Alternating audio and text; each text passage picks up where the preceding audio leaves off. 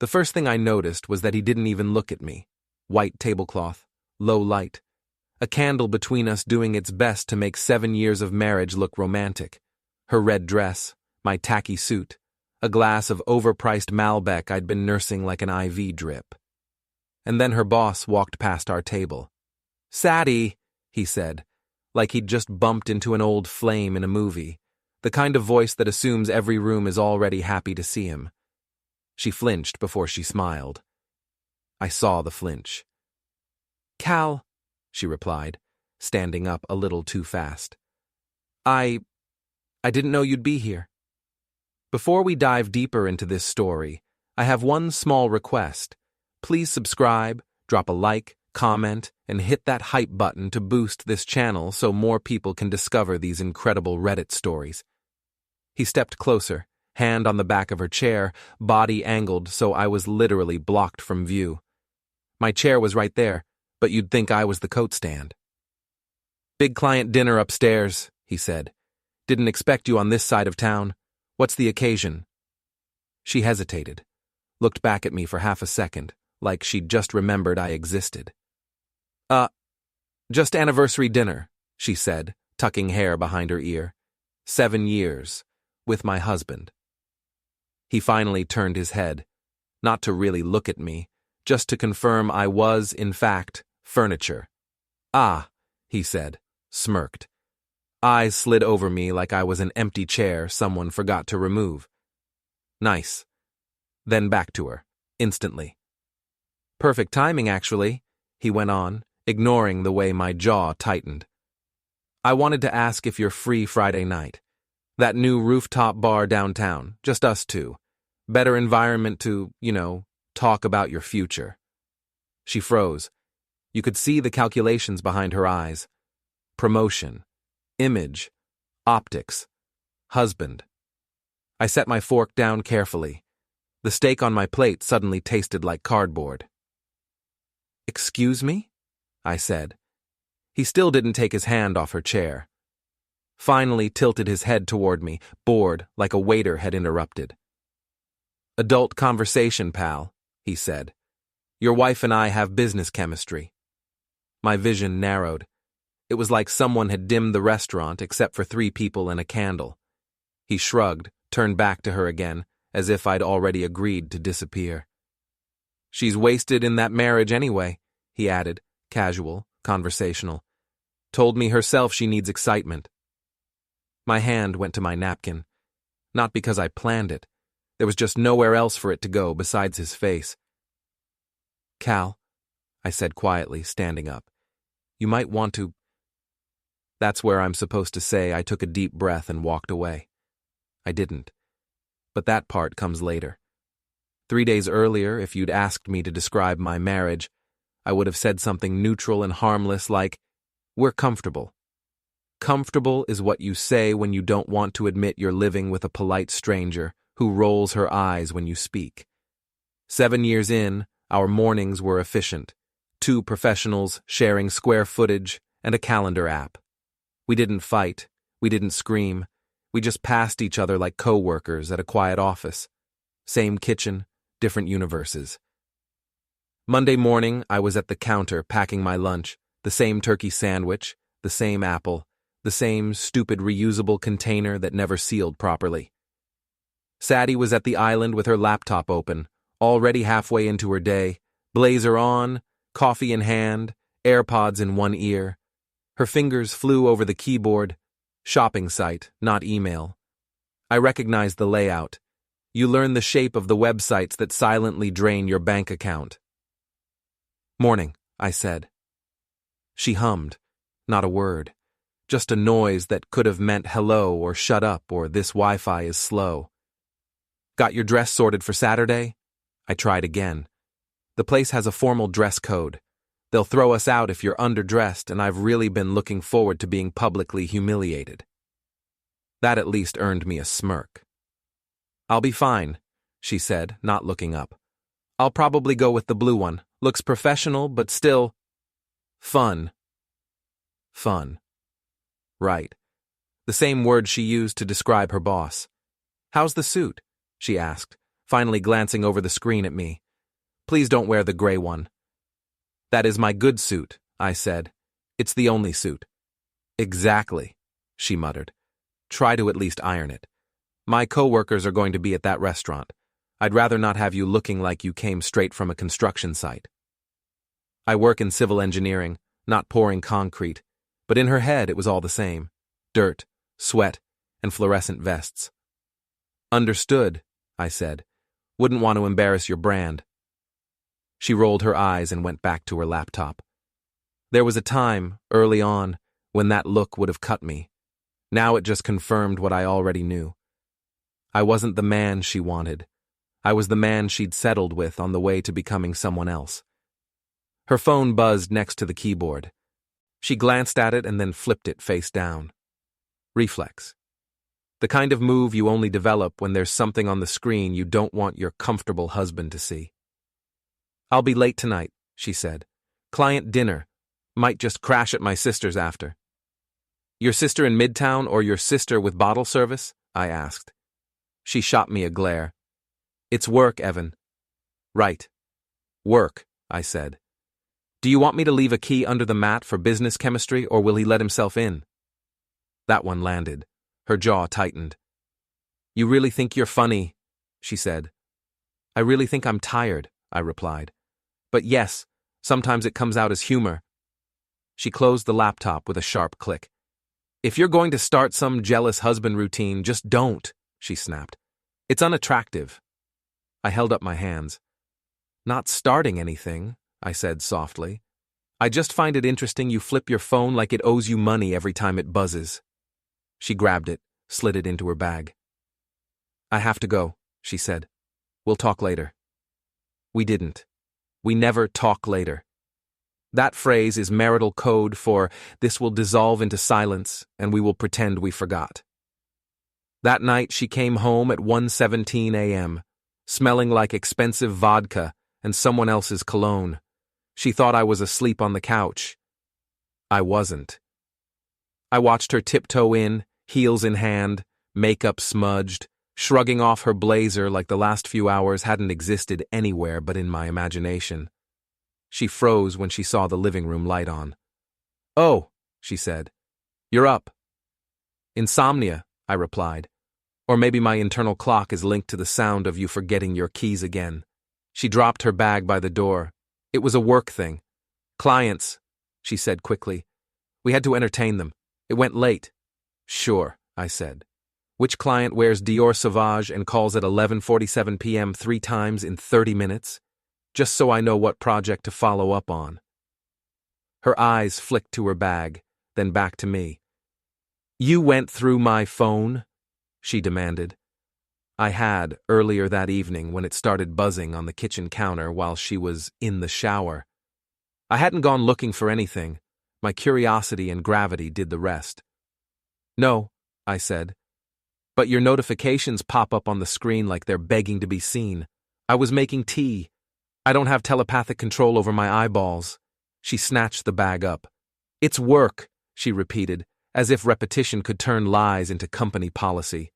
You don't trust me. That's on you. She went upstairs without waiting for a reply. I stared at the empty doorway for a long time, then reached for the remote. The TV flickered on, blue light washing over the room, some late-night crime drama about people who could read signs and act before it was too late. I watched 10 minutes. Then I got up, went into the kitchen, and pulled a worn business card off the side of the fridge. Grace Tan, Criminal and Civil Defense. Back when my brother had his DUI mess, she'd been the only person in the room who talked to us like we weren't already guilty. I slid the card into my wallet. I didn't know exactly why yet, just that a line had moved somewhere inside me from endure to prepare. The next morning, I woke up to an empty bed and a note on her pillow. Gym with Mia. Coffee after. Love you. No heart. No smiley face. Just 3 words that felt like an autofill suggestion. Her phone was on the bedside table, plugged in. Unlocked. Careless or confident? I don't know. I stared at it for a full minute. I shouldn't. We should trust each other. Looking makes me the bad guy. All the phrases they teach you in pop psych threads ran through my head. The phone buzzed. Cal, 8:03 a.m. Still on for Rooftop Friday? Need something stronger than that boring husband anniversary energy. The second message followed before my guilt could override my thumb. Wear that red dress again. The one from the client dinner. I'm still thinking about it. I took a screenshot. My heart didn't race. It slowed, if anything, like my body was finally catching up to a conclusion my brain had drawn weeks ago. The next text was from her. As long as we keep it professional on paper, sure, another screenshot. I put the phone back exactly where it had been. Same angle, same charging percentage. Then I went downstairs, poured myself coffee, and stared out the window until the mug went cold. On my lunch break, I called Grace. "I'm not sure if this is your lane," I said. "I'm not asking for a trial yet. I just have a developing situation." "Every developing situation is potentially my lane," she said dryly. "Come in." Her office was small, cramped with files, a plant on the windowsill clinging to life. She listened while I laid it out. The boss, the texts, the late nights, the way my wife looked at him like he'd ordered her off a menu. She didn't rush, didn't tell me to confront or forgive. When I finished, she steepled her fingers. "You want to catch them in bed?" she asked. "No," I said. "I want to catch myself with a spine." Her mouth twitched. "Right now, nothing you've described is illegal," she said. "Shitty, yes, immoral, probably, but not something a judge divorces for on its own. Not in this state. Emotional affairs are still affairs, though. If you gather enough, we can use it to negotiate. If you're asking whether you can deck the guy, the answer is no. That's my professional advice." "Good to know," I said. She slid a notepad toward me. "Document everything," she said. "Dates, times, messages.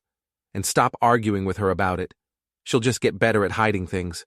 Quiet men scare people more. They think you're stupid when you're really just organized." On the way home, I bought a new tie.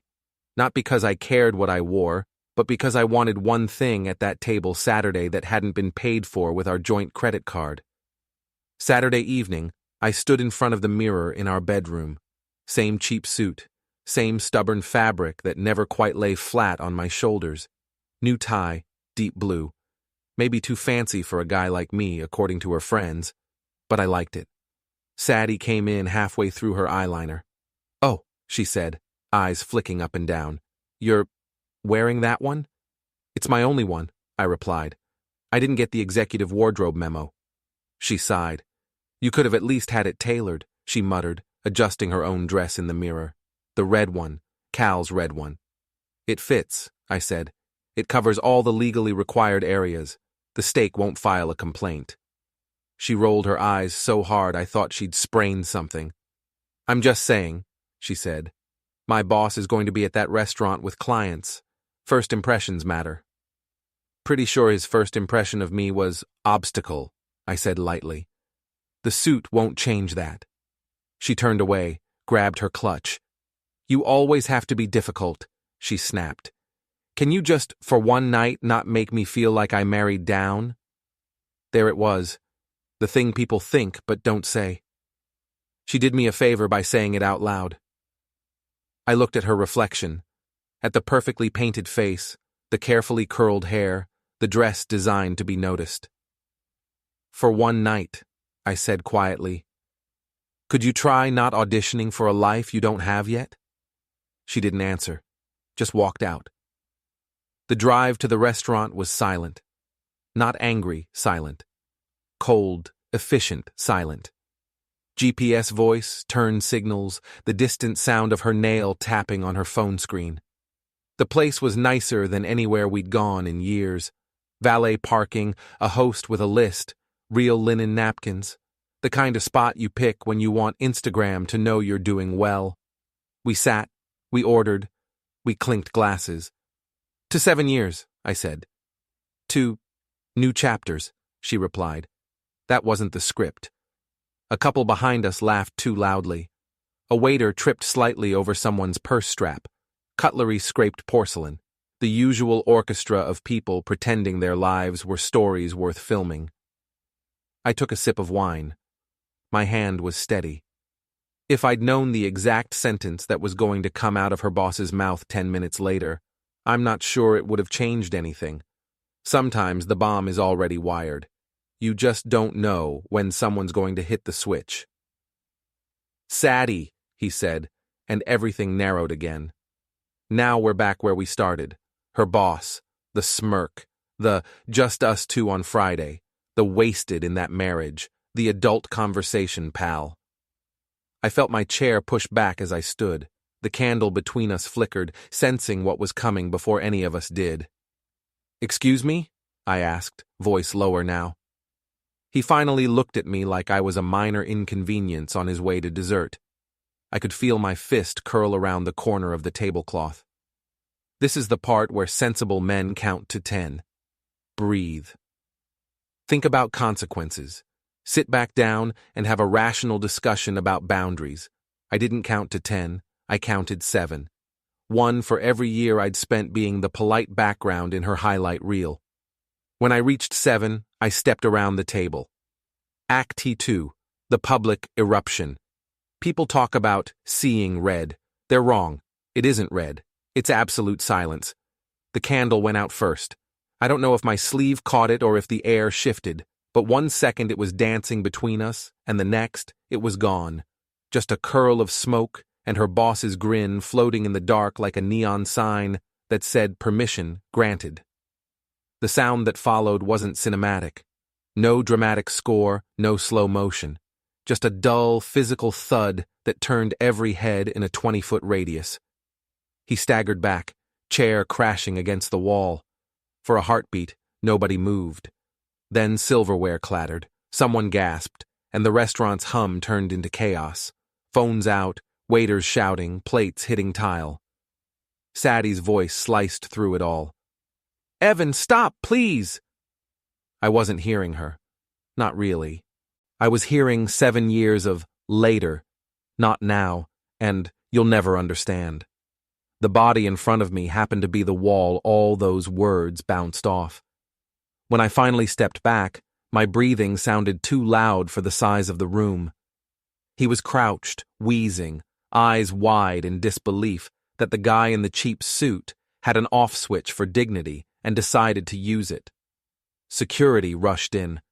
2 men in black vests, one holding a radio like a peace flag. I let them grab my arms. No struggle. My anger had done what it came to do and clocked out. Sadie was crying, shaking, trying to apologize to everyone and no one at once. "He's not violent, please, he just..." One of the guards muttered, "Ma'am, step back." Another whispered into his radio, "Call PD. We've got an assault in progress, but the suspect's calm." Suspect? That's me now. I looked at her boss, half sitting against the wall, clutching himself, face twisted in pain and humiliation. I almost pitied him. Almost. Then I remembered his voice. She's wasted in that marriage anyway. I straightened my jacket, smoothed the fabric like I was about to attend a meeting instead of finish one. 7 years, I said to Sadie. "You told your boss our marriage is boring?" She was sobbing. "It was just venting. I didn't mean..." I reached for my ring. It came off easier than I expected, like my finger already knew it was time. The candle had rolled halfway across the table, still smoking. I dropped the ring into her wine glass. It sank, caught a glint of light, disappeared into red liquid. "Vent to your divorce lawyer," I said. That's when the police arrived. 2 uniforms, mid-30s, the kind of weary you only get from cleaning up other people's nights. They separated us, asked questions that sounded rehearsed. I told the truth. He insulted me and my wife. I lost control. No hero story, no self-defense fantasy, just a statement. One officer glanced at the boss on the stretcher. "You definitely lost something," he muttered. I didn't resist the cuffs. The click was almost relieving. The restaurant's music had stopped. All that remained was the low buzz of gossip and the camera flashes from phones that would soon feed the internet's endless appetite for drama. I caught snippets. Is that the guy who… Yeah, the engineer. She totally led him on. Poor woman. No, poor guy. They couldn't decide which version they liked better, so they kept both. Outside, cold air hit my face like a bucket of clarity. Police lights painted everything in rotating red and blue. Sadie stood near the entrance talking to a manager, mascara streaked, trying to sound composed. As they guided me into the car, she called out, "I'll fix this. I'll tell them it was self-defense." I smiled through the open door. Self-defense? Sadie, I attacked him. You think I care? Worth it. Door shut. Metal between us.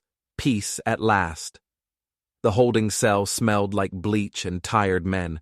A drunk in the corner snored.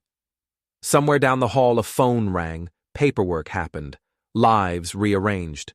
The officer who booked me asked if I wanted to call someone. I gave Sadie's number out of habit, then immediately regretted it. 10 minutes later she answered, voice trembling. "They said you can make bail in the morning. I'll cover it." "You don't have to," I said.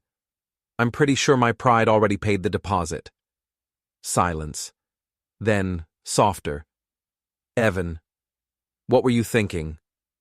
"That honesty doesn't work in corporate settings," I said. "Lesson learned." She sniffed. "He's pressing charges."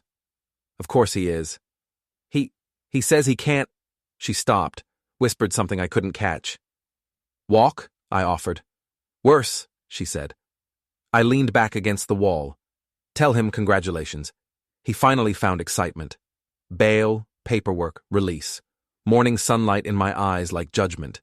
She was waiting outside in last night's makeup, clutching her purse like a lifeline. "I'll testify it was self-defense," she said immediately. "I'll say he lunged first." "He didn't," I said. "They'll believe me." "I won't." She blinked. "Why not?" "Because lying for you is how I ended up married to a stranger." Her voice cracked. "We can move past this." I opened the car door. "Move past you inviting your boss to flirt? You wanted excitement, Sadie. Divorce is exciting." She didn't follow me home, probably because there wasn't one anymore. Grace, my lawyer, looked almost amused when I told her what happened. "You realize confessing is the worst possible strategy," she said. "I'm not strategizing," I replied. "I'm documenting consequences." She studied me for a long moment. Most men punch walls, not executives. "Walls don't talk about my wife's excitement." She sighed. "Assault's assault. Minimum probation, maybe community service if the judge likes your sincerity. The victim's condition won't help. He's filing civil too. $500,000. I shrugged. "He can have the half I don't have." "You could lose your license if the board sees this." "I'll rebuild." She scribbled notes. "You're oddly calm." "I've been angry for years," I said. "This is the calm part." The hearing came faster than I expected. Press loves a clean morality play. "Blue-collar husband snaps at upscale bistro." They made it sound like I'd thrown a grenade in a country club. Sadie sat 2 rows behind me. No ring. Black dress, understated, mourning the life she'd curated for other people's validation. Cal hobbled in on crutches, face pale, eyes hollow. He couldn't even look my direction. The rumors were true. Surgery, complications, career uncertain. Half the sympathy he received died when his HR record resurfaced. 2 harassment warnings conveniently forgotten until my case forced them public. The prosecutor offered a deal. I pled guilty to misdemeanor assault. No jail, just probation and anger management classes. The judge looked at me like she couldn't decide if I was a threat or a cautionary tale. "Mr. Miller," she said, "do you have anything to say before sentencing?" "Yes, Your Honor," I said. "I regret losing control.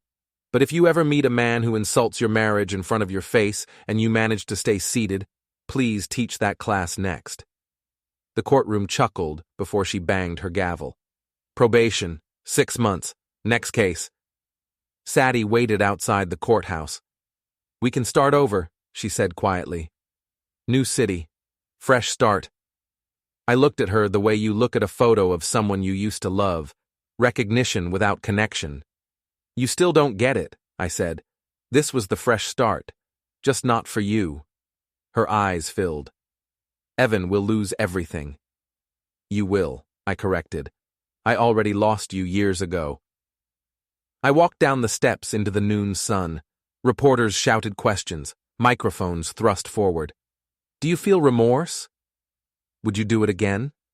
I smiled for the first time in days. Ask him, I said, nodding toward the courthouse doors where Cal limped out, flanked by lawyers. He's the one who can't stand it. Flashbulbs popped. Headlines wrote themselves. That night, I packed the rest of my things. What little hadn't already felt like evidence of a previous life. The ring box went in the trash. The suit hung by the door, a casualty of war. Sadie called once more. He's suing Evan. $500,000. I'll have to sell the condo. Do it, I said. It's his dream view after all. You can't just walk away from this. I already did. You just didn't notice. I hung up. Outside, thunder rolled over the city like applause. For the first time in 7 years, I slept through the night. Jail is the quietest place I've ever been. Not peaceful quiet, funeral quiet.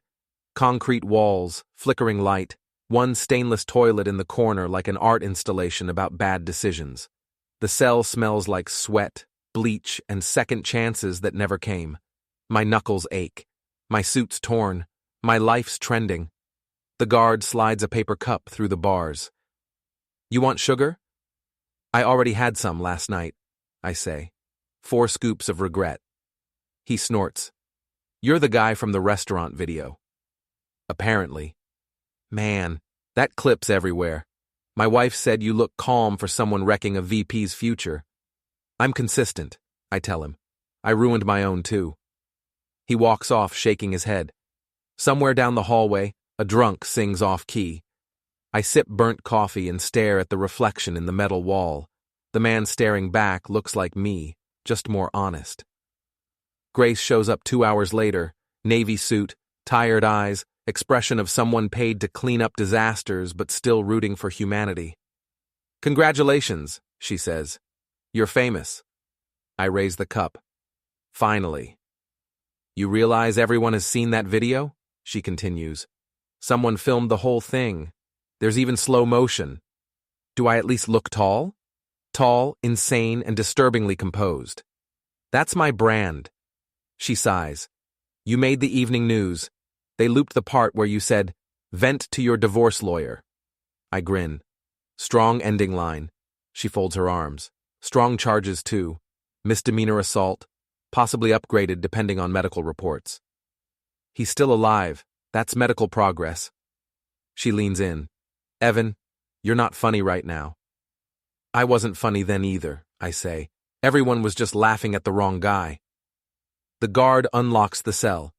Grace nods to me. Come on, celebrity. Arraignment at 9. Try not to wink at the judge. Outside, the morning light stings. Reporters swarm like seagulls around French fries. Microphones, flashbulbs, questions.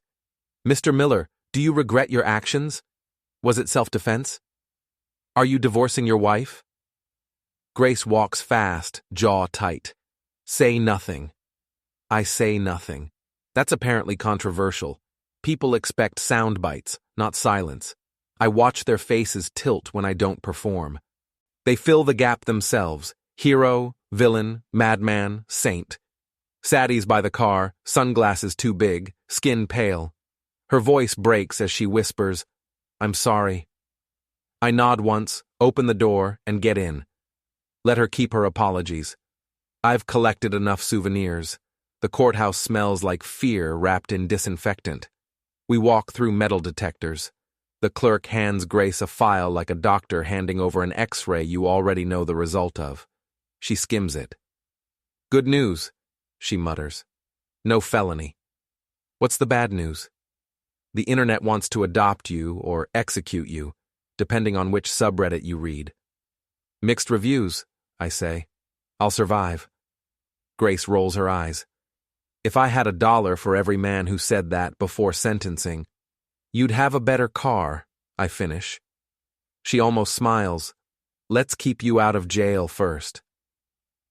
They put me in a small room with a two-way mirror and a detective who looks like he's been awake since the Cold War. He sets down a file.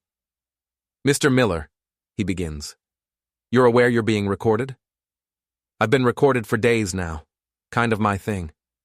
He exhales. Do you want to tell me what happened? No, I say, but I will anyway. So I do. Short version, no drama, no tears, just the truth stripped of excuses. When I finish, he taps his pen. You realize you could have just walked away. Sure, I say, and spent the rest of my life wishing I hadn't. He studies me like he's trying to decide whether to admire or arrest me harder. You're lucky you stopped when you did. Luck had nothing to do with it. I got bored. He closes the folder. You'll be released on bail later today. Don't talk to the press. Too late, I say. They're already talking to me. By noon, I'm back outside. Grace's car smells like coffee and strategy. You'll need a new apartment, she says, merging onto the freeway. Your wife's residence is off limits until the case is closed. She can keep the condo, I reply. It goes with her lifestyle. Any place in mind? Somewhere with less echo. She glances over. You don't seem scared. I'm not. Jail's quieter than marriage. She laughs despite herself. You're a dangerous kind of calm, you know that? I've been practicing, I say. Marriage is just long-term anger management training. My new place is a studio the size of our old bathroom. One window, one bed, no ghosts. I unpack one bag and pour a whiskey into a mug because glasses are a luxury. There's a TV bolted to the wall, news running non-stop. My name scrolls across the bottom. Engineer assaults executive at anniversary dinner. I mute the sound. Watching my life as silent film feels appropriate. The phone vibrates. Sadie. Again. I let it ring. She switches to text. Please talk to me. I didn't mean for it to happen. They're firing me. He's suing us. Us. That word dies so easily once lawyers get involved. I don't reply. Instead, I screenshot everything and forward it to Grace. Paper trail, always paper trail. Grace calls later. You're a trending topic, she says flatly. Half the internet calls you a legend. Half call you proof men are unstable. Split audience, I say. I'll take it.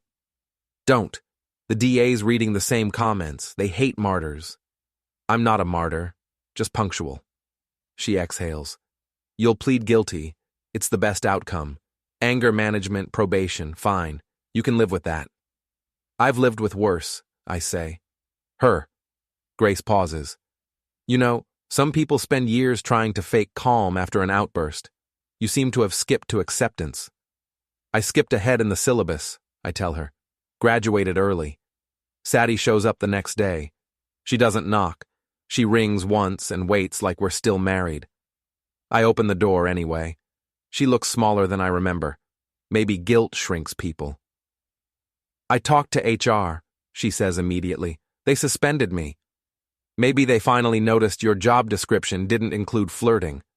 That's not fair. Neither is marriage counseling with your boss. Her lip trembles. He's suing me too, Evan. They said I encouraged the behavior. Did you? Silence. She looks away. I didn't think it would go this far, she whispers. He said you wouldn't actually do anything. Well, I say, he was half right. She takes a step closer. Can we fix this? Sure, I say. Find a time machine. Cancel dinner. She wipes her eyes. I'm sorry. I know, I say. That's your favorite word lately. The arraignment comes fast. Courthouse lobby full of microphones again. Grace keeps me walking, eyes forward. Do not smile, she mutters. I wasn't planning to. Inside, it's cold, bureaucratic, full of echoes and bad lighting. The judge is an older woman with gray hair and a look that says she's heard every possible excuse twice. She reads the file. Mr. Miller, you are charged with misdemeanor assault resulting in bodily injury. How do you plead? Guilty, I say, but satisfied. Grace flinches. He means remorseful, Your Honor. Do I ask quietly. The judge sighs.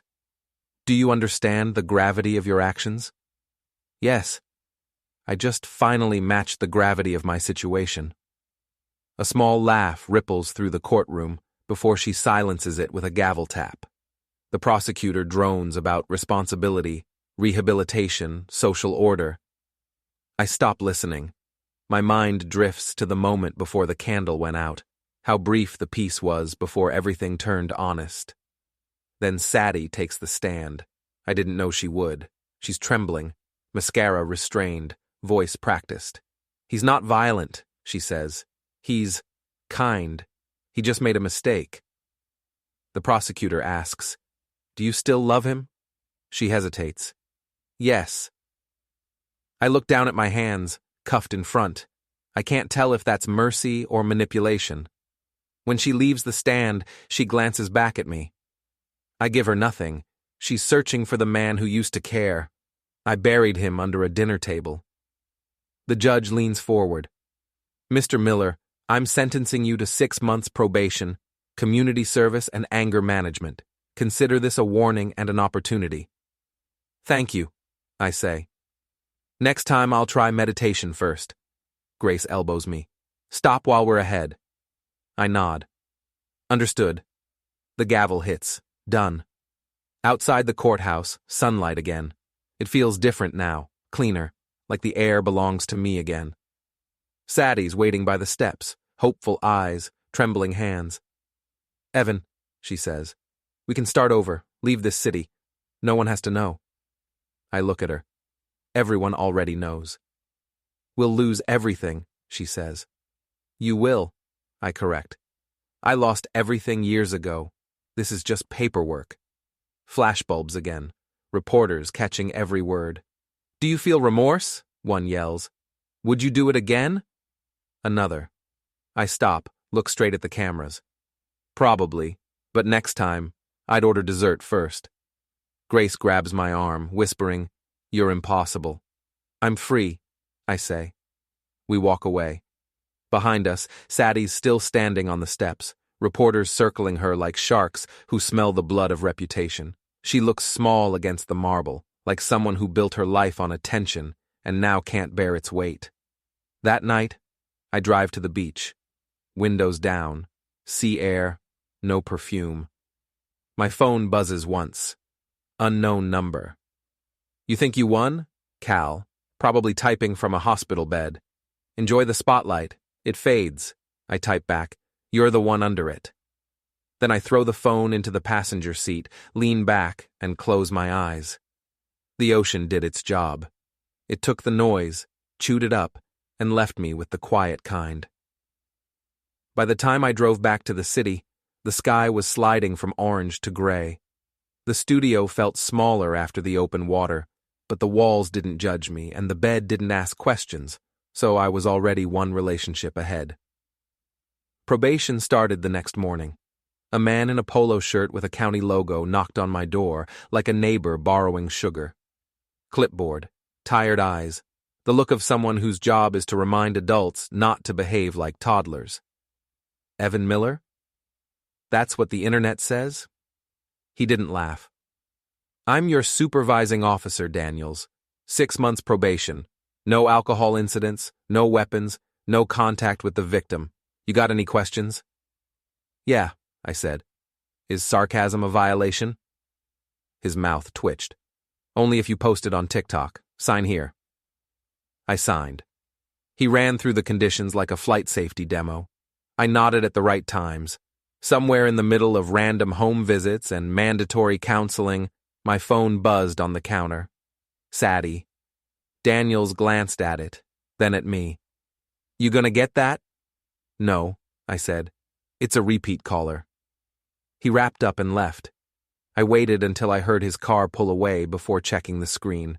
6 missed calls, 3 texts. They fired me. I don't know what to do. Please answer. I put the phone face down. For years, every crisis she had was automatically ours. Now it was just hers. It's amazing how light your shoulders feel when you realize which weight was never really yours. I made coffee, sat at the tiny table, and opened my laptop. First tab, news site. My face, again, same angle, different headline. Assault at anniversary dinner sparks corporate scandal. Smaller subheading, allegations of executive misconduct surface. So Cal's skeletons finally found the spotlight. I scrolled. Anonymous sources, former female employees, phrases like inappropriate comments, unwanted touching, retaliation concerns. The kind of things HR calls complex issues until someone bleeds on a white tablecloth in public. My phone vibrated again. I ignored it until the call went to voicemail. Then curiosity won. Her voice was shredded. They let him go, and me. HR said my boundaries were unclear. They said I damaged the company's reputation. Evan, please, I'm going to be blacklisted. He's blaming me for everything. I don't know where to turn. I took a sip of coffee. Bitter, honest. Start with a mirror, I said to the empty room. Grace called mid-mug. You're internet famous again, she said. Now it's a harassment story with your punch as the trailer. Feels like they should start paying me royalties, I replied. No kidding. Listen, I spoke to opposing counsel. Your favorite executive is officially out. Company cut him loose. They're trying to settle quietly with the other women. And Sadie? Suspended yesterday, fired this morning. They're framing it as inappropriate relationship with a superior. So now it's inappropriate, I said. Last week it was networking.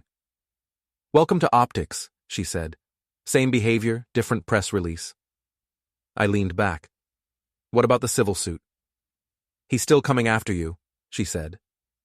And now he's added her. $500,000 in damages. She must be thrilled, I said. She finally got mentioned next to me on something expensive. Evan. I know. I'm taking it seriously. There was a pause, paper shuffling on her end.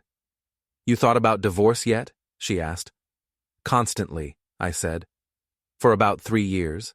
Legally, for about 3 days. We should file, she said. Now, before his lawyers try to paint you as a raging husband clinging to a failing marriage. Distance yourself. Establish you're not with her, financially or morally.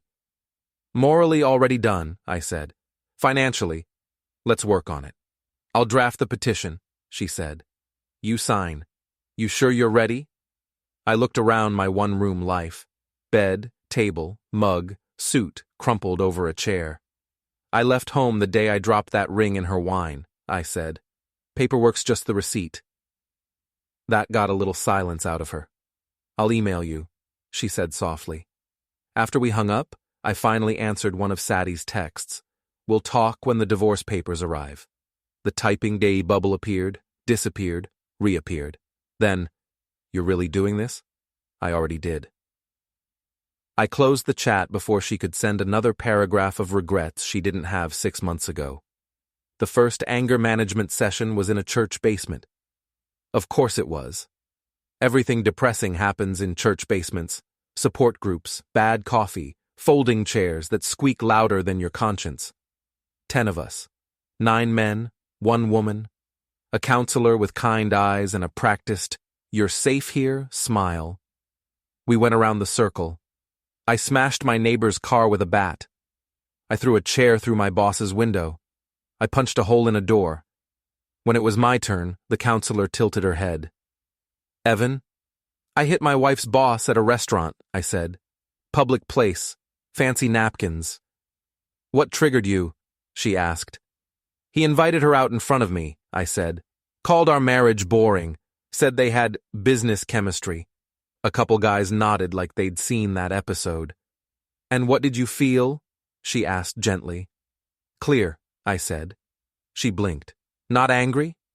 Oh, I was angry for years, I said. The punch was clarity. The woman across from me muttered, At least he's honest. The counselor wrote something on her notepad. I tried not to imagine the words concerning or clinical. After the session, one of the guys, big guy, tattoos, hands like shovels, clapped me on the shoulder. "You're the dude from the video," he said. "Respect." "It's probation," I said, "not a fan club." He laughed. "Still, took guts." "No," I said.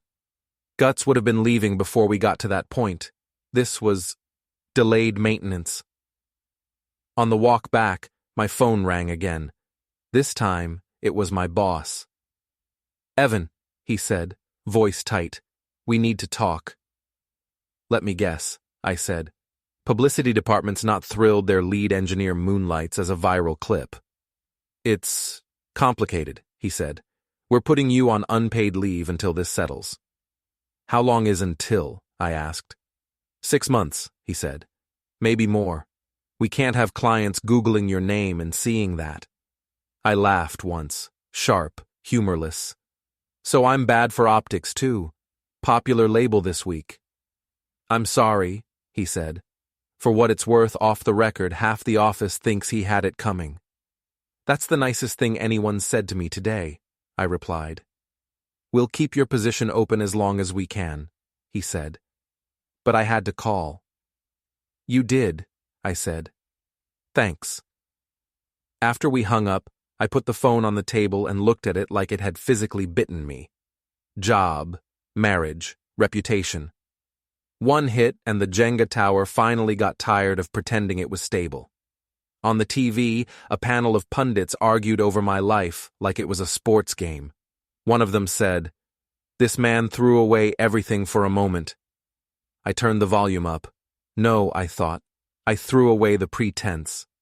Everything else was already rotten. The divorce papers came on a Thursday. Plain envelope. No drama. Just a quiet thud in my mailbox. I opened it at the sink where disasters belong. Name, case number, grounds, irretrievable breakdown of marriage. She hadn't contested. Not yet.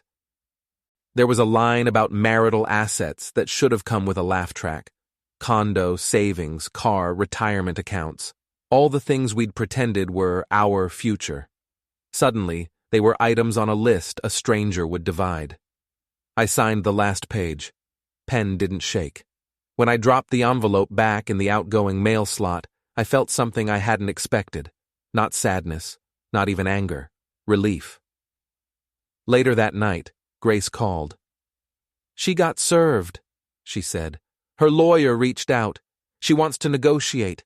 They're pushing for half your retirement and spousal support." I almost dropped the phone. Spousal support. She lost her job for sleeping through HR policy, and I'm supposed to pay rent on her consequences? "They'll argue she sacrificed career opportunities for the marriage," Grace said. "Standard script." "Then they need a new writer," I said. "She sacrificed career opportunities for rooftop cocktails." Grace chuckled. "We'll fight it. I've got ammunition." "What ammunition?" "HR reports," she said. "From her company. Remember how they fired her for inappropriate relationship with superior? That phrase came with attachments." "Attachments?" "Email logs, internal complaint notes, screenshots she thought were private. It's all discoverable now. They want this kept quiet for their own liability, but we can use it in family court. Show a pattern." "So, the place she sold her soul for," I said, "is now my biggest ally." "Poetic, isn't it?" she said. For the first time since the punch, I laughed for real. It surprised me, like a sound from another room. "How bad is it for her?" I asked. "Bad," Grace said. "Industry's small, word travels. She'll struggle to get anything with a title above assistant for a while." "Maybe that's good," I said. "Less distance to fall next time." "Careful," she said. "Revenge feels good until it doesn't. Stay in the lane of facts. Let the judge do the punishing." "I'm not punishing," I said. "I'm just finally refusing to participate." After we hung up, I sat at the table in the dim light and scrolled through old photos on my phone. Us at the beach. Us at the cheap taco place. Us in the first apartment with boxes still stacked. her head on my shoulder, my arm around her, unaware it was supporting a future version of her I wouldn't recognize. I deleted the album, not out of spite, just spring cleaning. As the last thumbnail vanished, my phone buzzed again. Unknown number. Hello? Mr. Miller? A woman's voice. Professional. My name is Lisa. I used to work at Whitmore & Co., Cal's old firm. I saw the news, she said quickly. I just wanted to say, I'm sorry for what you went through. And thank you. Some of us tried to complain about him. Nothing ever stuck. After your incident, HR suddenly found our paperwork. Glad my right hook improved their filing system, I said. She laughed, short and bitter. Anyway, if you ever need someone to testify about his behavior for your civil case or divorce, I'll show up. You'd do that? I owe you at least that much, she said. He ruined a lot of careers quietly. You just turned the lights on. When we hung up, I stared at the screen a long time. They'd built an entire corporate culture around men like him, women like her, wives like Sadie. Guys like me were just scenery, steady income, background support, chauffeur on date nights, until one of us decides the background's had enough. I went to bed that night with the closet door open, just to prove there was nothing hiding in it except a suit I would never wear again. Somewhere across town, Sadie was probably drafting a message she'd rewrite 6 times and never send. Cal was counting his lawyers. The internet was counting my sins. I was counting something else. Not losses, not mistakes, options. The first time I went back to the house, it didn't smell like home.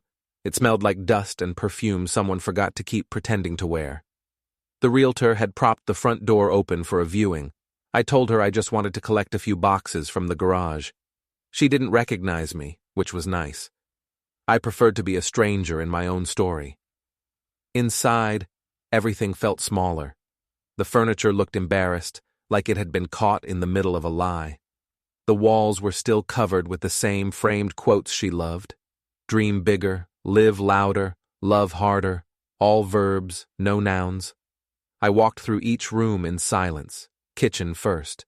The fridge still had her magnets from trips she took without me.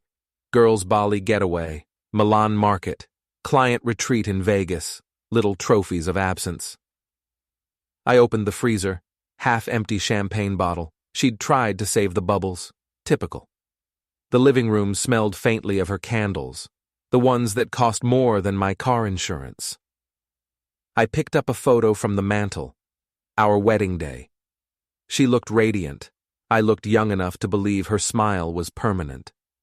I put the frame face down and left it there. Honesty deserved a new orientation.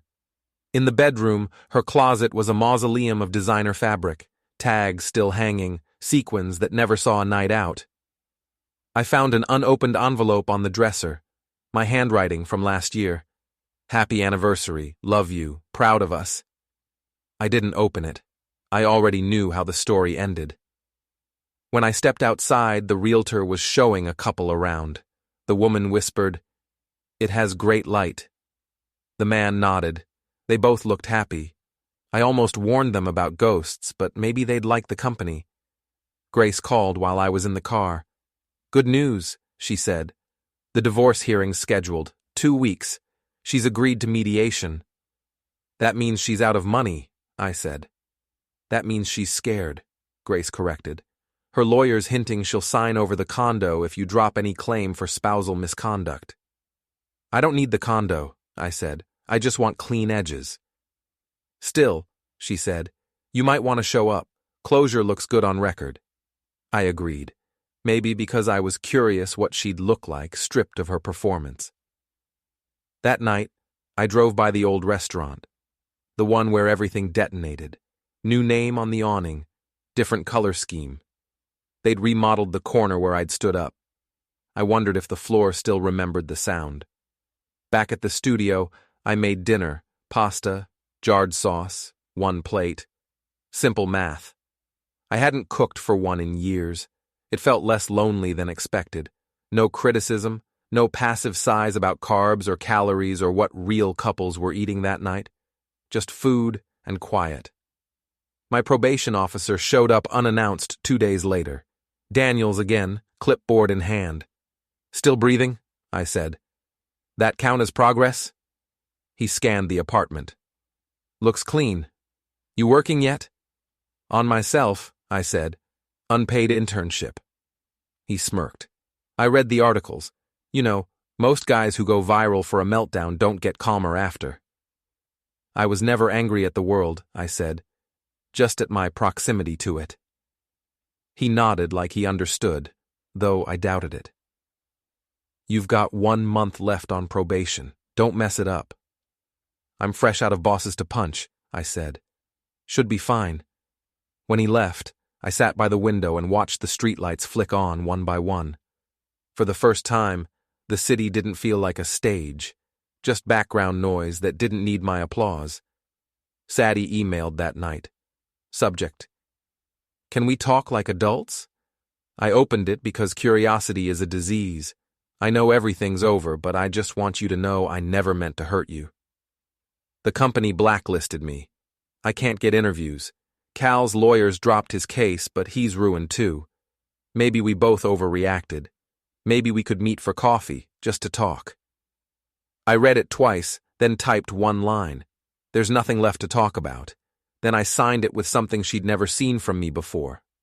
Silence. The next morning, Grace sent over the financial summary. Her tone on the phone was almost cheerful. "She's walking away with debt and a car she can't afford. You're walking away clean. Paperwork's basically done." "Feels anticlimactic," I said. "That's how real revenge works," she said. "It's quiet." I thought about that all afternoon.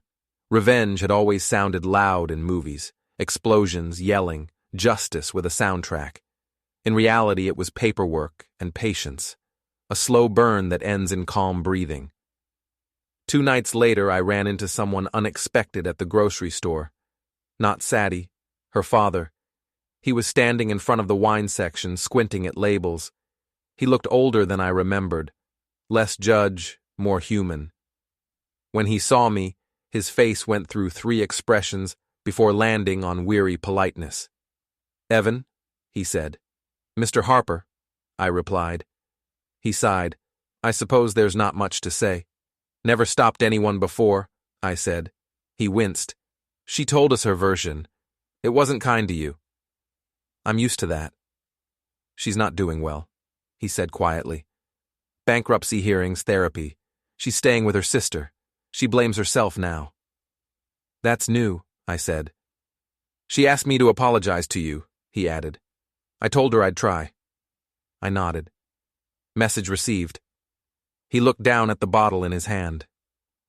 "You really loved her, didn't you?" "Still do," I said. "Just not the same person." He gave a sad little smile. "Take care of yourself, son." "You too," I said, and meant it. When I got home, I opened a different bottle, cheap whiskey, honest burn, and watched the city lights blur through the window. Love and hate look the same when you water them down enough. A week later came the mediation. Neutral office, neutral colors, neutral coffee. Sadie sat across from me, hair darker, makeup lighter, expression stripped to raw exhaustion. Her lawyer did most of the talking. Mine did the rest. I just watched. When she finally spoke, it was small. "I just want this over." "Same," I said. She glanced at me. "Do you hate me?" "No," I said. "I outgrew the energy for that." She bit her lip. "You were right about everything." "I was married," I said. "That makes me wrong by default." Her lawyer slid the final papers across the table. We both signed. The sound of pen on paper felt like a gunshot muffled by carpet. She looked at the document, then at me. "So that's it?" "That's it." No yelling, no tears, just signatures and silence. The way most real endings happen. Grace shook my hand afterward. "You're officially divorced. Congratulations or condolences, whichever fits." "Both," I said. As we left, Sadie called after me. "Evan!" I turned. She was holding something small, my old watch, the one she gave me for our 5th anniversary. The inscription on the back read, "Time well spent." She offered it out. "You left this?" I shook my head. "No, I didn't." Then I walked out. Outside, the sky was doing that pre-storm thing, heavy clouds, electric air. I stood there a minute, letting the wind hit my face. For the first time in years, there was no one waiting for me to explain myself. That night, Grace texted, "Final decree filed. You're free." I stared at the words until they blurred. Free. Such a simple word for something that takes everything to earn. I thought I'd feel triumphant. Instead, I just felt light. Like my bones had finally remembered they weren't supposed to carry someone else's weight. The next morning, I went for a run. First in months. No destination, just movement. By the time I stopped, I'd ended up near the courthouse. Funny how circles work.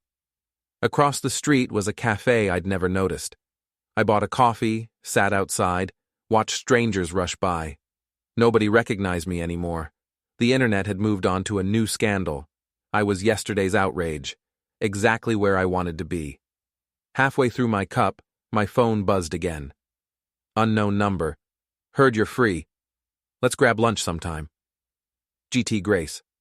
I smiled. Maybe. Later. Not as escape, but as start. I turned the phone face down and watched traffic. Sunlight bounced off car windows, slicing through clouds. Everything looked sharper. Freedom isn't loud. It's the absence of noise you didn't notice was there. It's eating alone without explaining why. It's walking away from a past that finally stopped following you. The city hummed. People hurried. Life went on. And for the first time in 7 years, I didn't feel like catching up. Probation ended on a Tuesday. No balloons, no confetti. Just an email from the county that said, in polite legal language, "You are now officially the responsibility of yourself again." Daniels called once to confirm. "You're done," he said. "Try not to come back." "I'll miss the home inspections," I replied. "Funny," he said. "Paperwork won't." When the line went dead, I stood in the middle of the studio and waited to feel something big. A rush, a moment, a cinematic swell, nothing. Just the fridge humming and the distant sound of someone yelling at a TV in the next apartment. Freedom, it turns out, is quiet and mildly underwhelming. You don't notice the noise is gone until you realize you can hear your own thoughts again. I made coffee, sat down, opened my laptop. There was an email from Grace. "Civil case update. Call me. GT." I dialed. "You sound free," she said. "Apparently I'm no longer a threat to society." "I wouldn't go that far," she said. I could hear papers rustling. "Good news on the Whitmore front." His lawyers folded. "You mean the $500,000 you hurt my legacy suit?" "The same," she said. "Judge tossed the bulk of it. Said his history of harassment and the company's negligence don't exactly support a gold medal in victimhood. He'll get his medical covered through insurance. Nothing from you personally." "So all that outrage for nothing?" I said. "Oh, it wasn't for nothing," she said. "His reputation is gone. Finances wrecked. He's radioactive in his industry, but you're not paying his bills." I leaned back. "You just made my morning coffee taste more expensive." "One more thing," she added. "Your ex's bankruptcy petition was accepted. She's legally insolvent." "You sound almost pleased," I said. "I sound like a lawyer who enjoys cause and effect," she replied. "You're clean. She's not. We're done here." Done. Another simple word that took a year off my shoulders. After we hung up, I closed the laptop and stared at the ceiling. There was a crack over the bed that looked like a branching road. For the first time, I felt like I wasn't stuck in the same lane. Weeks slid by. I found a new job, smaller firm, less prestige, more honesty. The interviewer didn't pretend he hadn't Googled me. "So," he said, glancing at the printout of my resume. You're the guy who flattened a VP in a restaurant. Allegedly, I said. But yes. And you pled guilty. I did. Regret it? Regret waiting that long, I said. Regret not leaving instead. But the punch itself? I shrugged. It told the truth faster than a memo. He stared at me, then laughed. We've got a couple of predatory clients. Maybe you'll keep them in line. I didn't know if he was joking. I took the job anyway. New routine, early mornings, commute, work that actually mattered to someone. Co-workers who didn't care what suit I wore as long as I hit deadlines. No one called me a hero. No one called me a monster. I was just the engineer who got things done and didn't talk much about weekends. At night sometimes, I'd think about Sadie. Not in the old way, nostalgia pretending to be grief. More like checking a healed scar when the weather changes. A dull ache, a reminder, nothing more. She tried contacting me twice more. An email about things left unsaid. A DM on social media from a new account, because I'd blocked the old one. I deleted both without opening. Anything left unsaid had earned that status. I did talk to Grace, though, more than I needed to. At first it was strictly legal follow-up. Then it turned into, how's the new job? And, you won't believe what my other client did today. I found myself looking forward to her name lighting up my screen. She made jokes that didn't require me to explain the context. She'd seen every ugly piece of my life on paper and never once flinched. One Friday she texted, I'm near your office. Coffee, purely non-billable. I stared at it a second longer than necessary, then typed back, one condition. No talking about courtrooms. Deal. We met at a small place around the corner. No candles, no tablecloths, no waiters who'd seen me commit a crime. Just chipped mugs and a bored barista. You look less haunted, she said, stirring sugar into her coffee. I upgraded to mildly unsettled, I said. It's an improvement. We talked for an hour. Work, movies, stupid memes. She didn't ask about Sadie. I didn't ask why she didn't. When we said goodbye, there was no unspoken promise, no slow-motion turn. Just a simple, let's do this again. On the way back to the office, I caught my reflection in a shop window and almost didn't recognize the man in the glass.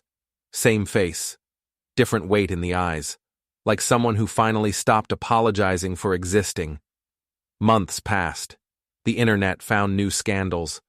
The viral clip of me became just another old video buried under newer outrage.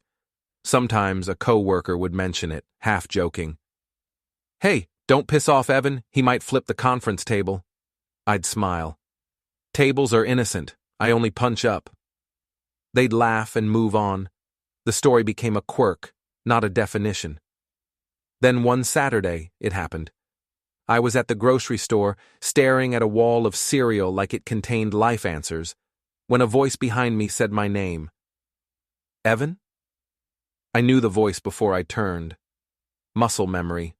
My shoulders went tight, then relaxed. I turned slowly, like I had time. Sadie stood there in the harsh fluorescent light, holding a basket with 2 instant noodle cups and a single apple. Her hair was tied back in a messy knot, dark roots showing. No makeup, no performance. She looked normal, not the polished version I'd lived with. Just a tired woman in an oversized sweatshirt and jeans that didn't fit right anymore. The kind of person you don't notice unless you used to know what they looked like when you thought they'd never change. I smiled, because scowling would have been too generous. Hey, I said. You got older. So did you, she said. Yeah, I replied. Turns out time passes whether you cheat or not. She flinched like I'd slapped her. I heard about your new job, she said quickly. Dad mentioned it. Good to know he's still reading my LinkedIn, I said. She studied me. You look good. Freedom's a great moisturizer, I said. For a second, we just stood there in the cereal aisle, surrounded by cartoon mascots and discount tags. It felt ridiculous. We'd burned down a marriage, ruined careers, started legal wars, and now here we were, flanked by frosted flakes and cornflakes. "How are you?" she asked finally. "Fine," I said. "Really?" she challenged. "Yeah," I said. "I sleep. I eat. I don't wait for your texts. That's pretty close to fine." Her eyes filled. "I'm not." "I know," I said. "I read the bankruptcy notice." She swallowed. "Was it worth it?" she whispered. "Destroying 3 lives?" There it was, the sentence she'd been saving. In her head, she was still the center of the math. I shook my head slowly. "Destroying 2, I said. "Mine's better than ever." She blinked. "You can say that after everything?" "Especially after everything," I said. "You lost a life built on lies. He lost a life built on abuse. I lost 7 years of pretending that was okay. We're not all victims of the same thing, Sadie." A kid in a Spider-Man hoodie tugged on his mother's sleeve nearby, bored out of his mind. Somewhere over the speakers, an old pop song played about forever love. The irony was thick enough to spread on toast. Her voice got smaller. "Are you seeing someone?" The honest answer was complicated. I thought about Grace, coffee, texts, the lack of fear in her eyes when she looked at me. Nothing official, nothing labeled, just possibility. "Yeah," I said. "Myself. Finally met the guy you married. Turns out he's decent when he's not being used as a prop." She winced. "I didn't mean to." "You did," I said, gently this time. "That's what makes it real."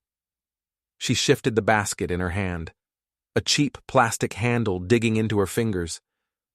"I saw your name on an article," she said. "Something about infrastructure. They quoted you. You sounded happy." "Happy is ambitious," I said. "Functional is accurate, but it's a start." She nodded, eyes shining. "I got a job at a call center," she said. "Night shifts, scripted apologies." "Fitting," I said. "Professional experience." She laughed once, broken. "You're still mean." "I'm finally honest," I said. "Big difference." She stared at the floor. "I miss you." "No," I said. "You miss the version of me that let you get away with everything." "What does she have that I didn't?" she blurted. It took me a second to realize who she was. Grace. Or whoever she'd decided I must be seeing. In her universe, there was always a rival woman. It never occurred to her that the competition had been between her and my self-respect.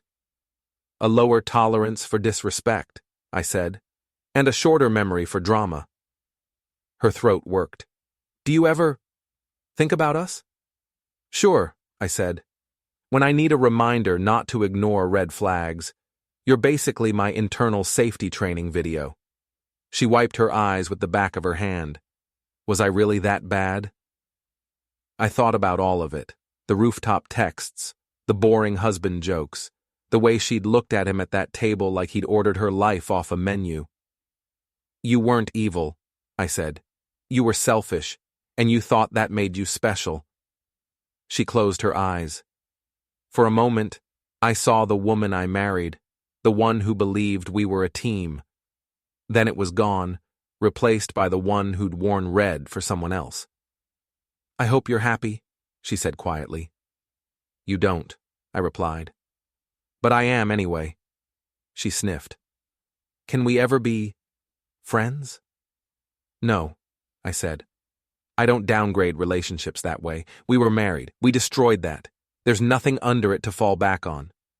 She nodded slowly, like that hurt more than any insult I could have thrown.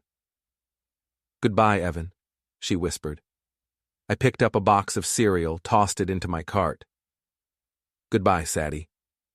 I turned and walked away. I didn't look back. Not because I'm dramatic, but because it finally wasn't my job to check how she was doing. At the checkout, the cashier scanned the cereal, the coffee, the other small, ordinary items that made up my unremarkable life. "Good day?" she asked, because that's what they're trained to say. "Getting there," I said. When I stepped outside, the air felt different. Lighter. Not like a movie moment. No slow motion, no swelling music. Just a man with a grocery bag and no one waiting to weaponize his loyalty. My phone buzzed when I reached the car. Survived Saturday shopping? GT. I typed back. Had an unexpected encounter with history. Still standing. Coffee next week? You buy. I'll bring sarcasm. Perfect. I put the phone away, started the engine, and pulled out of the parking lot. Behind me, automatic doors kept opening and closing, swallowing people into fluorescent aisles full of choices they didn't think too hard about. In front of me, just road. 3 months after the grocery store run-in, my name stopped meaning scandal. The algorithm got bored.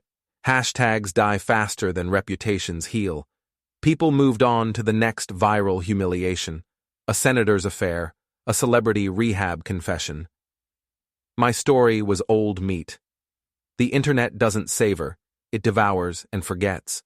But then one morning, I woke to an email from Grace titled, "You might enjoy this."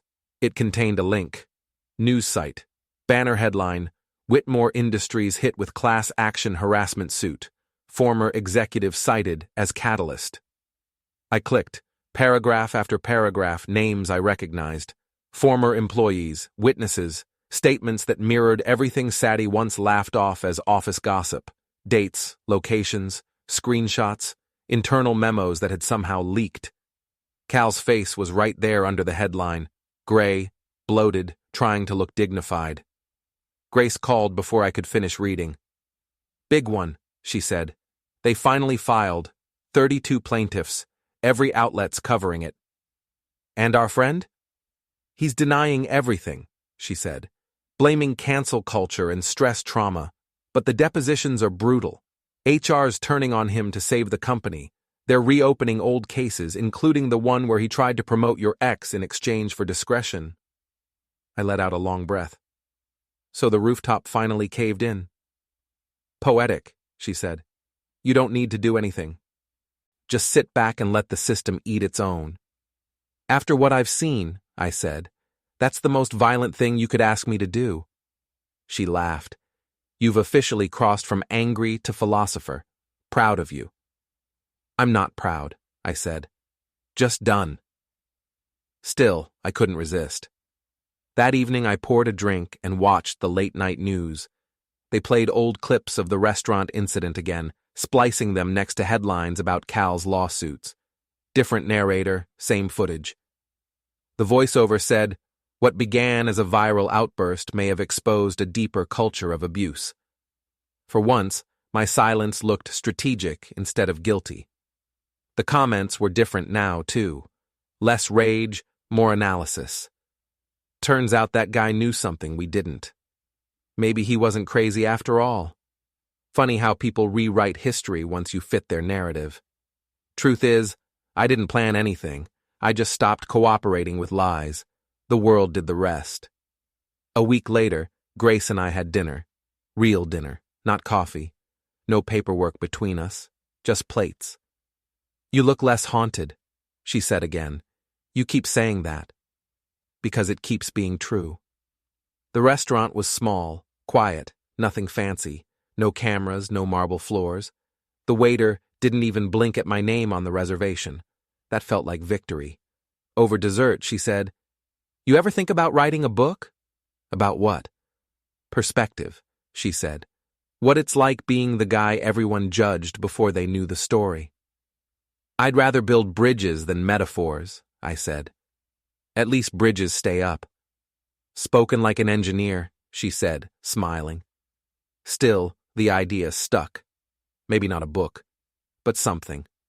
Because for the first time, people were calling, not accusing. Podcasts, editorials, a quiet whisper network of men who'd sat through the same public humiliations, corporate affairs, emotional traps. They wanted me to speak at some conference about resilience. I declined. The only thing worse than being infamous is being inspirational.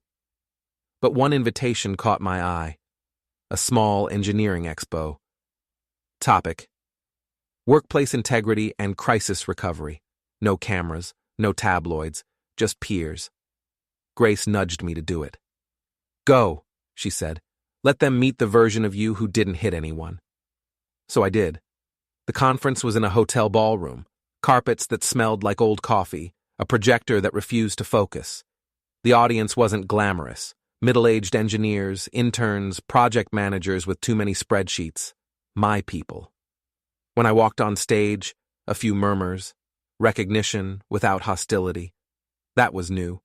I talked about systems, how pressure builds quietly, how ignored stress cracks become disasters. I never mentioned Cal or Sadie by name. I didn't have to. The metaphor worked on its own. Afterward, a line of people came up. One woman said, "I was at Whitmore, thank you." A man said, "You're why I quit before I broke something." I nodded, accepted the handshakes, and went home lighter. But the universe never likes clean exits. 2 weeks later, Grace called again. "Your ex just filed an appeal," she said. "She's contesting the asset division." "On what grounds?" "She claims emotional distress from public attention caused by the viral clip." I laughed. "She wants compensation for a story she helped write?" "Basically," Grace said, "it won't stand. The footage was public domain by the time you pled guilty, but it'll drag you back into headlines for a few days." "Let it," I said. "Everyone's too busy with Cal's trial." And I was right. By the end of the week, Cal's deposition video leaked. He looked awful, sweating, defensive, contradicting himself every other sentence. Then came the bombshell. His own HR director testified that he'd altered internal documents to protect Sadie and 2 others from complaints that might have damaged morale. The internet went nuclear. They dug up everything: his old interviews, charity photos, fake motivational quotes. By Friday, sponsors pulled out. By Sunday, someone had found the rooftop bar's security footage from the night he first propositioned her.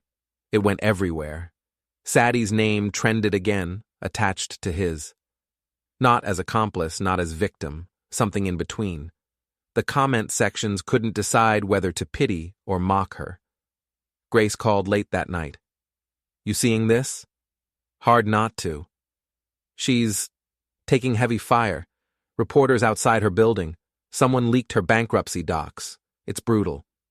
"She built a life out of other people's attention," I said. "Now it's just eating her."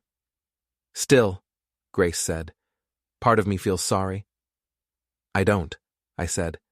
"Sympathies for people who learn." She didn't argue. A few days later, I got a handwritten letter in the mail. No return address. The handwriting was unmistakable. I thought losing everything would make me humble. It just made me empty. "I know you don't owe me anything, but I wanted you to know I finally understand what you meant that night at dinner, about venting to my lawyer. You were the only person who ever told me the truth, even when it ruined you. I'm sorry you had to be the consequence that taught me." I read it twice, folded it carefully, and dropped it in the trash. Some apologies are just memory maintenance. Forgiveness isn't required. The next day, my firm's HR director stopped by my desk. "We're shortlisting you for team lead," she said. "Client satisfaction scores are high." "Because I don't talk much," I said. "Exactly," she said. "And because you meet deadlines." Maybe progress really was that boring. Friday, Grace and I had dinner again, this time at her place. Takeout, 2 glasses of wine, city lights through the window. "They're offering you a slot on a panel," she said. "Post-verdict analysis of the Whitmore case." "I'll pass." "Why?" "Because the moment I talk, they'll call it redemption, and I don't need one." She nodded. "So what do you want?" I looked out at the skyline. "Nothing dramatic, just peace that doesn't depend on someone else's mistakes." She poured more wine. "You're not as cynical as you pretend." "Don't ruin my reputation." She laughed. The sound filled the apartment in a way that didn't need translation. For the first time, conversation felt like possibility instead of distraction. When I left later, she walked me to the elevator. "Text me when you get home," she said. "I always do," I said, then added, "and I mean it." Driving back, the city looked different. Not brighter, not cleaner, just normal. And normal, after all that chaos, was beautiful. But the world wasn't quite done. 2 weeks later, a journalist reached out. He said he was writing a piece about justice beyond the courtroom. He wanted a quote from me, the man who swung the first punch that started a cultural avalanche. I told him no. He pressed. Anything you want to say to your ex? To Whitmore? I paused. Then I said, tell them silence worked better than I ever did. He printed it. Headline: Evan Miller breaks silence by staying silent. Irony sells. That weekend, Grace sent me the link with a laughing emoji.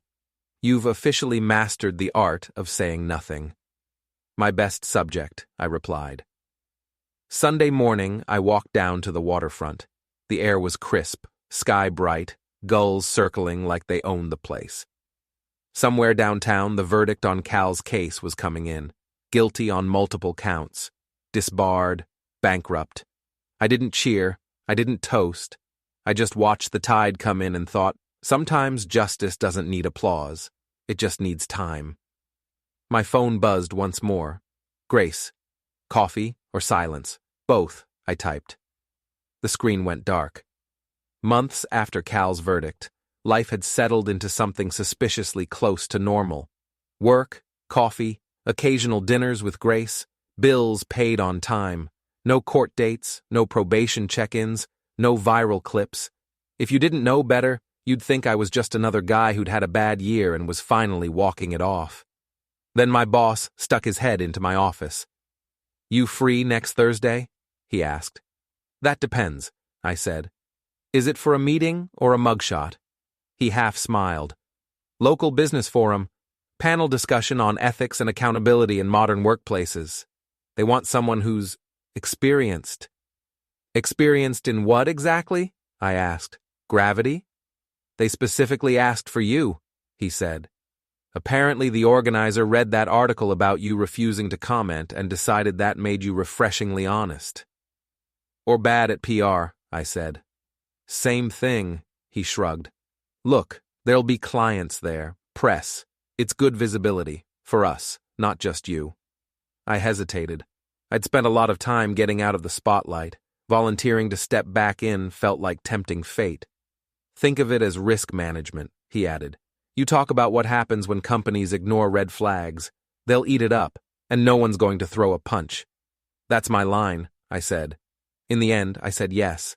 Not because I wanted the attention, because I was tired of people telling my story for me. The event was in a mid-range hotel ballroom. Round tables, stale pastries, banged-up podium. Nothing fancy. Name tags on lanyards, lukewarm coffee and metal urns. The kind of place careers get quietly adjusted and buzzwords are born and die in the same afternoon. Grace came too. As moral support, she said, also as my unofficial lie detector. You nervous? She asked as we stood backstage. Not about talking, I said. Just about who might show up. You mean her? I mean history, I said. She just happens to wear its face. She studied me for a second. If she comes, you stay seated. You answer questions. You don't go off script. Got it? I retired from punching, I said. Feels like a young man's sport now. The moderator did a quick intro.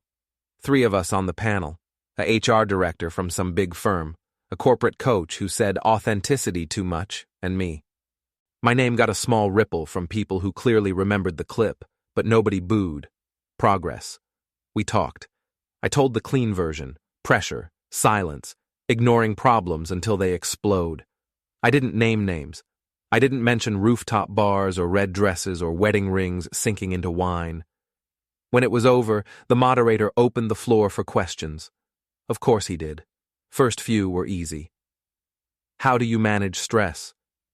What would you tell your younger self? Do you think companies are more accountable now? Then a woman stood up near the back. No name tag. Hoodie instead of blazer, hair pulled back, tired eyes. Even from the stage, I knew. Sadie. Of course. My pulse jumped once, then leveled. I didn't look at Grace, but I felt her tense beside me. The moderator pointed to Sadie. "Yes, you there?" She took the mic from the aisle attendant like it was heavier than it looked. "Question for Evan," she said. Her voice was steady, but I heard the strain under it. "Do you think, when you talk about accountability, that you've actually taken yours?" The room shifted, chairs creaked, people leaned forward. The moderator's smile froze. This wasn't on his cue cards. I kept my face neutral. "Can you be more specific?" She swallowed, eyes locked on me. "You hit someone, in public. You started a chain reaction that ruined careers, marriages, families. You got probation, and now you sit there talking about ethics like some expert." Her hand tightened on the mic. "Is that accountability? Or is it just a rebrand?" The moderator opened his mouth. "Ma'am, this isn't—" "It's okay," I said quietly. "I've heard worse."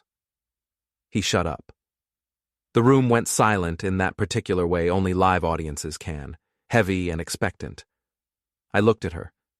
Not the way I used to, not the man begging his wife to see him, just a person looking at another person they used to know. "You're right," I said. "I did hit someone. That part's not in dispute. I pled guilty. I took the sentence. I lost my job, my marriage, most of my savings. I went to anger management, therapy, court. My face was all over the internet for months. People who'd never meet me formed opinions they'll never update. That's my accountability." I let that hang for a beat.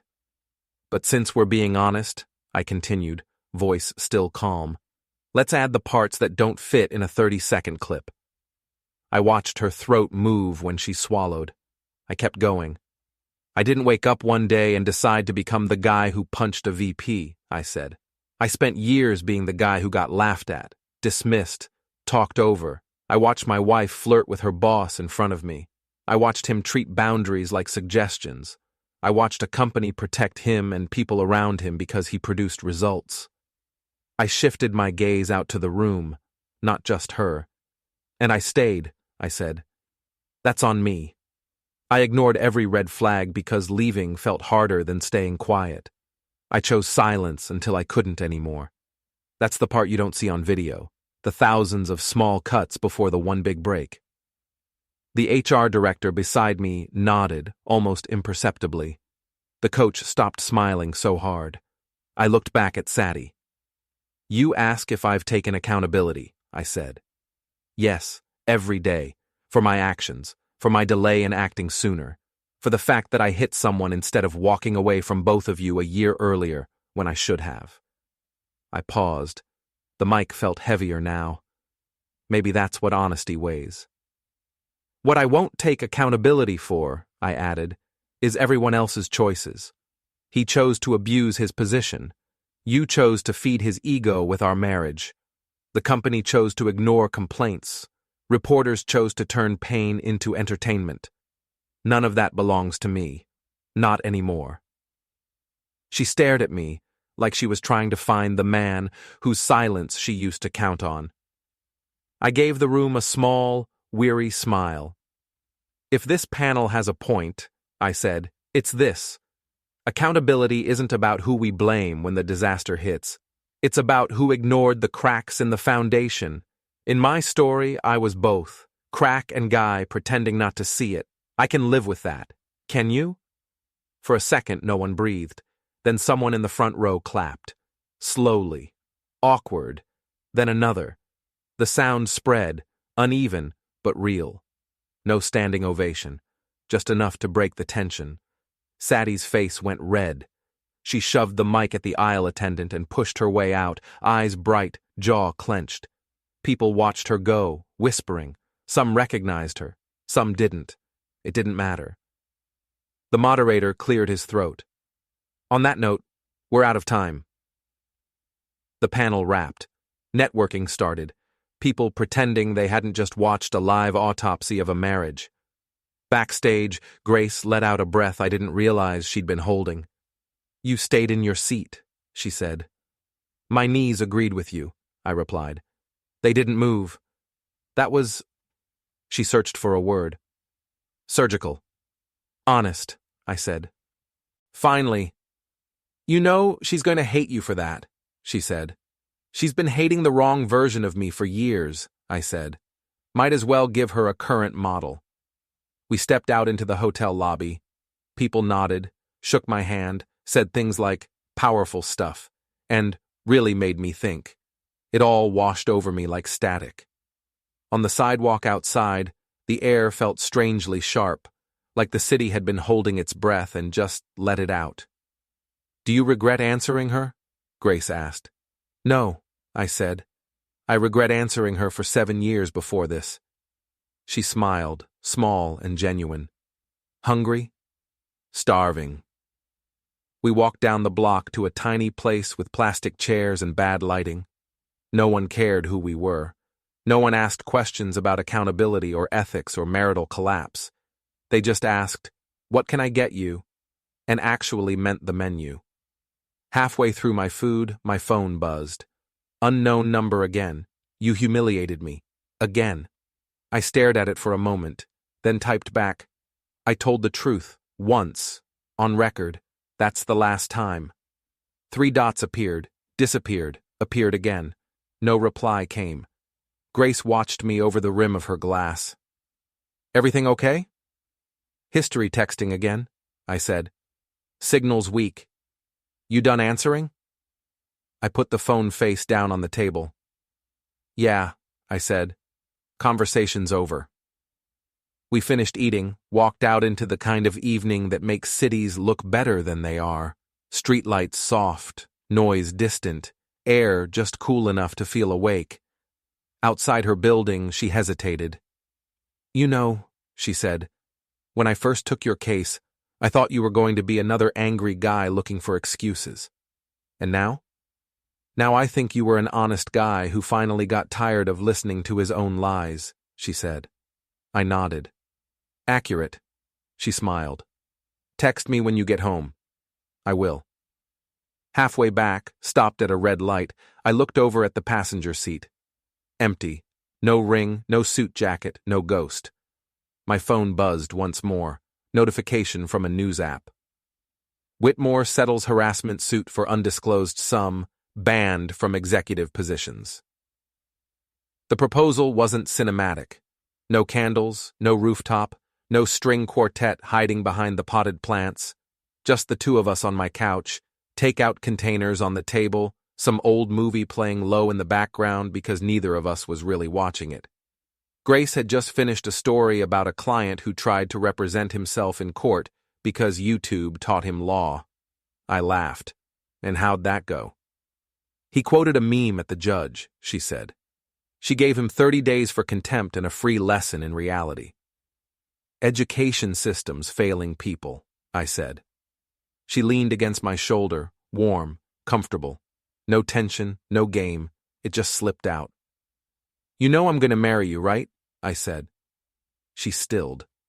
Not in a bad way. More like the words landed, and she was checking their weight. That a threat or a proposal? She asked. Bit of both, I said. I haven't worked out the paperwork yet. Her lips twitched. You're supposed to have a plan. Ring, speech, dramatic kneel. I did the dramatic kneel thing once, I said. Didn't take. You didn't have me then, she said. That was the moment.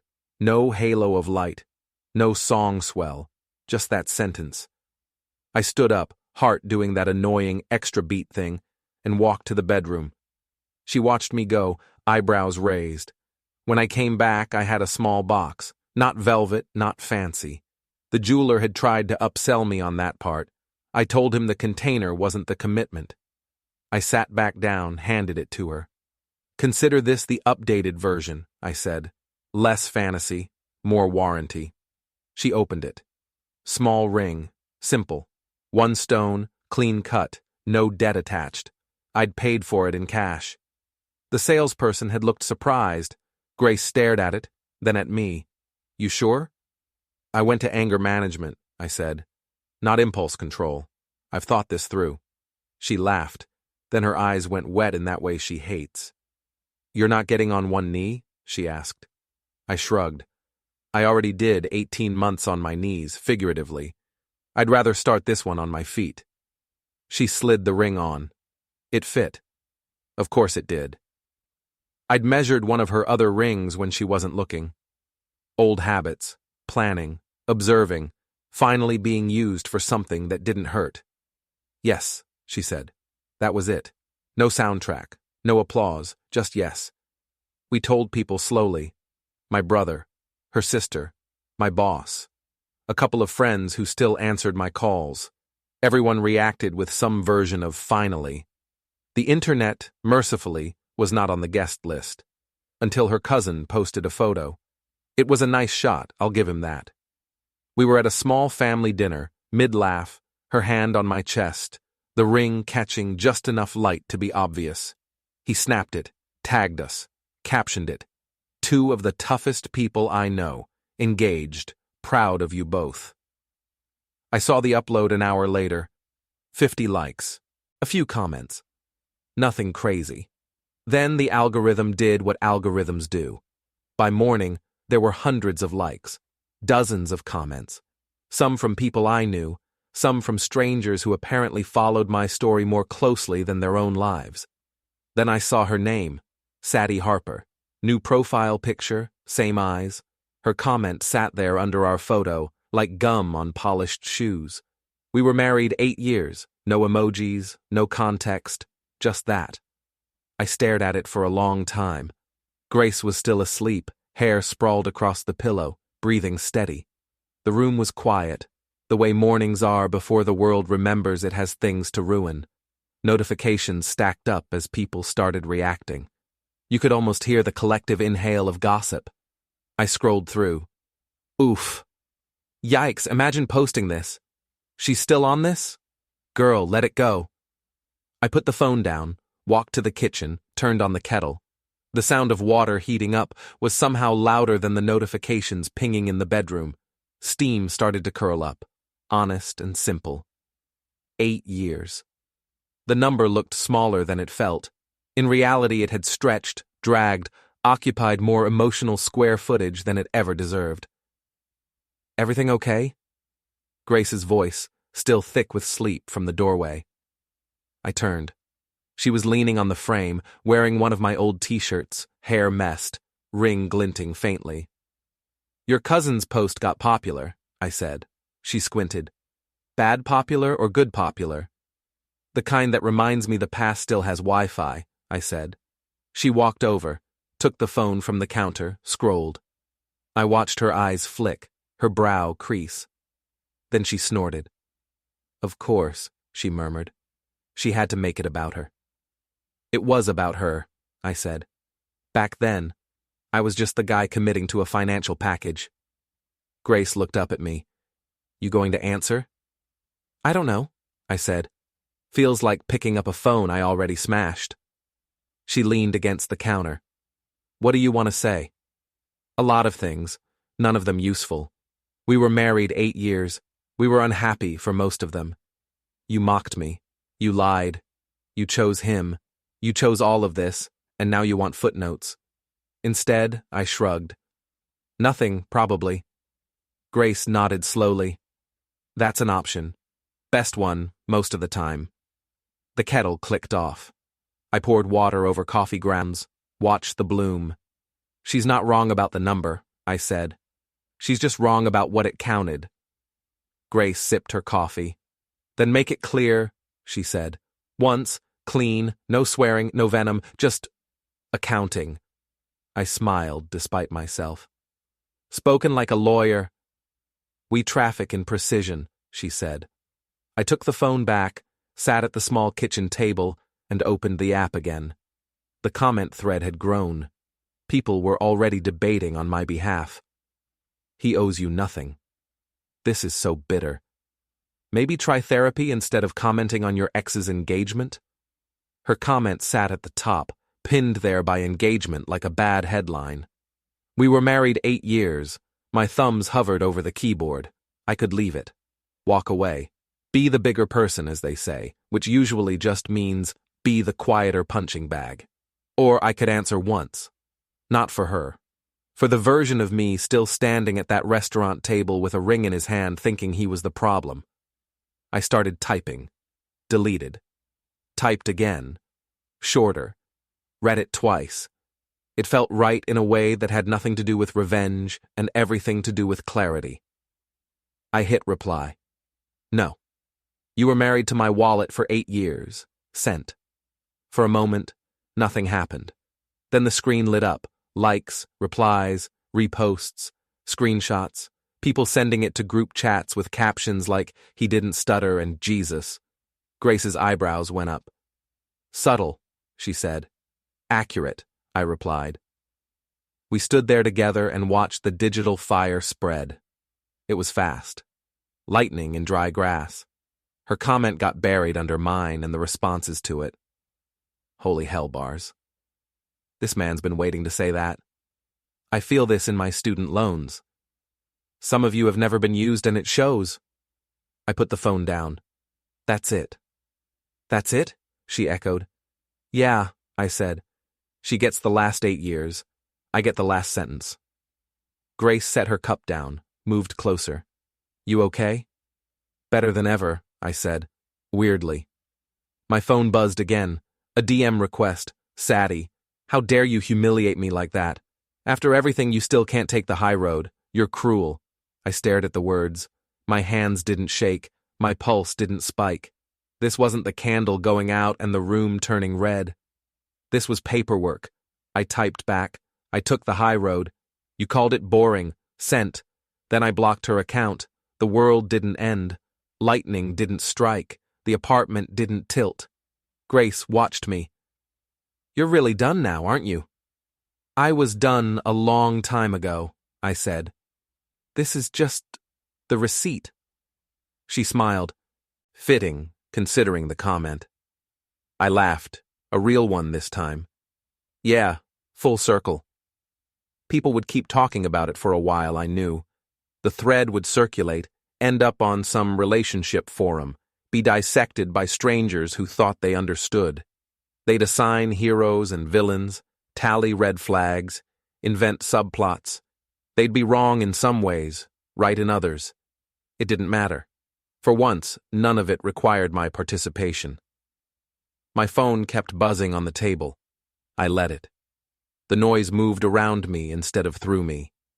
Grace finished her coffee, rinsed the mug, set it in the sink. We should go, she said. Where? Anywhere, she shrugged. Farther away from your notifications. I grabbed my jacket. She slid her hand into mine like it belonged there. No performance, no angles, just contact. As we stepped into the hallway, I glanced back at the table. Phone face up, screen lit, comments still exploding under a photo of 2 people who'd decided to move forward instead of in circles. For 7 years, I'd stayed seated while my life was narrated by other people. At a restaurant table, in a courtroom, on a screen.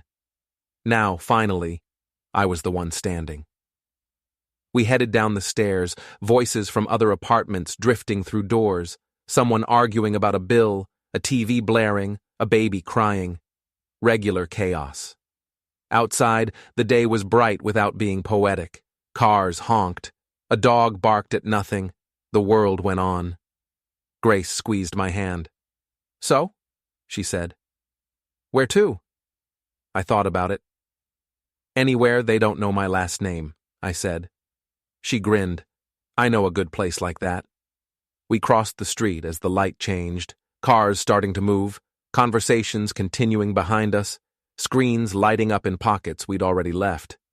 For the first time since I watched my wedding ring disappear into a glass of red wine, the story wasn't dragging me forward. I was just walking.